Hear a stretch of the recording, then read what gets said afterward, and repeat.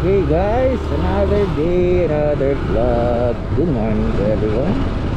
And today is July 12. Kailangan ko lang may bilhin. Yun nga, actually yung bibilin ko is cranberry. As far as I know, it helps with to prevent or actually cure some kidney problems. Kasi nga limutan ko na yung yung logic eh. Parang alam ko, parang tinutunaw yung calcium formation if in case magkaroon ka ng sa kidneys. Pero yun nga, para lang preventive measure nga. Kasi nga medyo napadalas yung pag-inom ko ng Arcoxia. Hindi naman yung tipong inaraw-araw siguro once or once last week. Kasi hindi ako talaga makalaro unless kasi sobrang sumasakit yung mga joints ko. Sobrang sakit as in pag pumalo lang ako ng konti sa badminton, mararamdaman ko na agad. Tapos konting bend lang ng knees, mararamdaman ko na agad. Hirap talaga pagka kaya na overuse na yung mga joints. Ilang years na rin kasi ako naglalaro eh.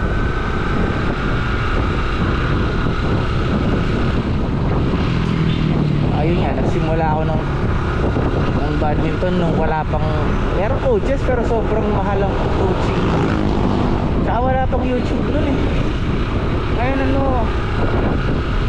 may gusto ko alam yung YouTube mo na, makikita mo na yun ang sagot. I-google mo na. Minsan mas marami pang information ka makukuha sa Google. Dapat nga matuto ko paano maghimay ng information. At yun, mahihimay mo lang yun kung meron ka rin parang foundation sa information. Kaya mas mainam na nagbabasa ka rin ng books. It will help you. Baga magbibigyan ka ng clue sa kung ano yung legit information sa hindi by having a foundation of solid science-based facts. Yun.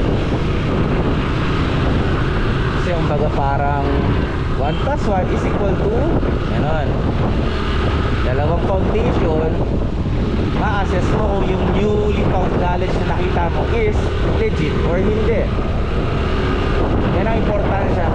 Kaya kahit na may Google na ngayon, dapat nagbabasa pa rin ng mga legit books, legit sources, mga newspapers.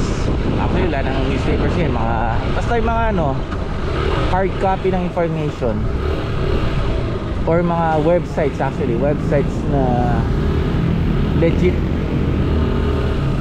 Diyan mo malalaman yung mga information na tama, and then dun ka guide na lang yung mga nakikita mo sa Google ngayon eh. Baga parang isa siyang multiple choice question. Tinanong ka, which of the following is not true, ganon. Unless may basic knowledge ka, hindi may himay ng maayos.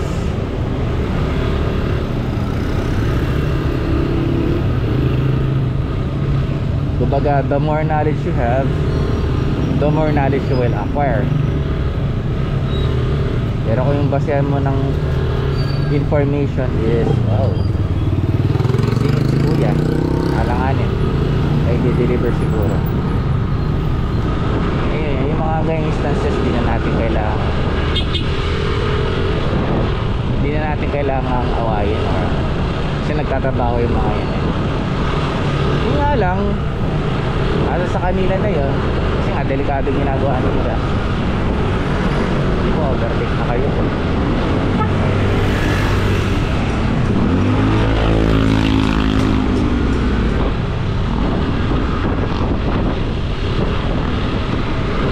Yung mga ganyan nagmamadali, mas magandang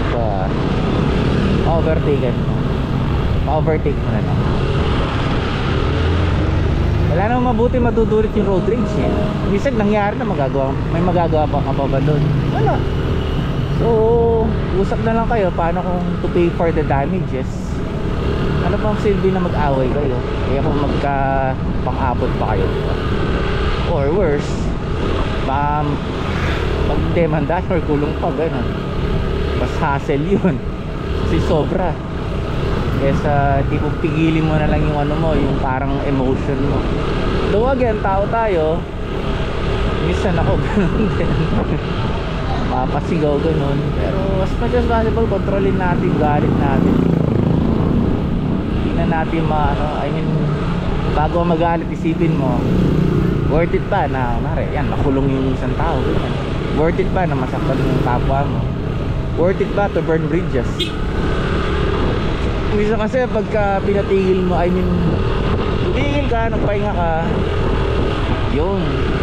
Minsan mapapansin mo, ay, lalagpasin pala.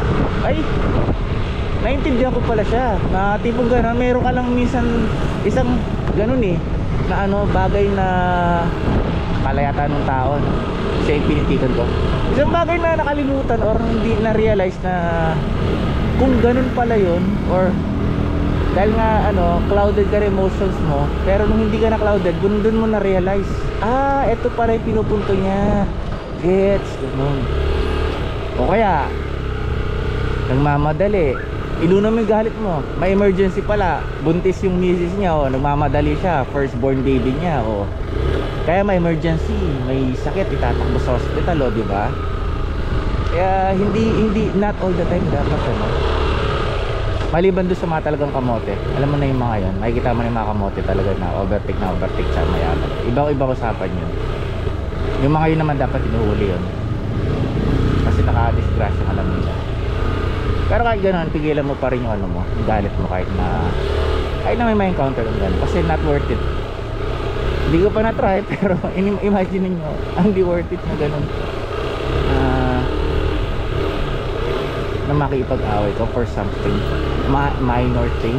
Hindi ka naman nabawa na ng buhay, gano'n, or something. Hindi ka naman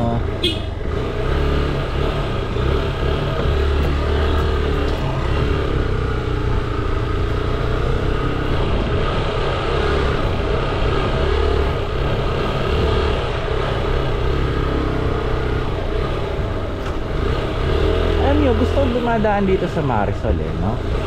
Kasi ang dami kong man nakikita mga lumang style ng bahay that takes me back. Actually kahit may mga lumang bahay na hindi pa na re-renovate, parang nagta-time travel. Ang ganda sana yung mga ganyang bahay, kunwari mayaman na rin lang ang may-ari, tapos meron na silang sariling bahay na pinapagawa. Sa akin mas maganda iwan na lang nila yung mga lumang bahay nila, tapos hindi restore yun, restore yung term, hindi renovate, restore. Hindi mo nga doon pa rin yung tamang yung original design, pero malinis, saka hindi nasisira. Kasi siguro 30 years from now, 30 years from now, yung mga ganyang uri ng bahay, magiging historical place na yun. Yan, ganito ang tagal na nitong bahay na to. Yan, alam ko malit pa ako, ganyan na yun na hindi lang na-maintain, pero yan, matagal na yung bahay na yan. Mga old school style ng mga bahay sa Marisol, nakakabis. Kasi nga, dati ako taga rito, way back nung 90s.